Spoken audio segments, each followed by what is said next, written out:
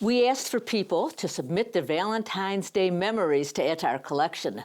Christy Forhan shared her almost 50-year Valentine tradition. She wrote, "In maybe 4th grade, my girlfriend Sally and I traded Valentines. In those days, the little animal Valentines were our favorite.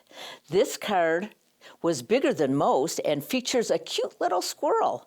Sally and I liked it so much, we started trading it back and forth each year, back and forth and back and forth.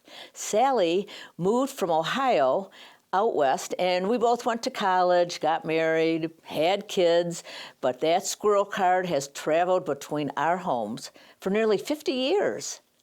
There's been gaps in our correspondence, but for many years, Squirrel has traveled all across the country without fail. Each year, the sender adds a signature and sends him on his way. Squirrel is in New Mexico right now, and I'm hoping he'll return to Michigan on February 14th, just like he always does."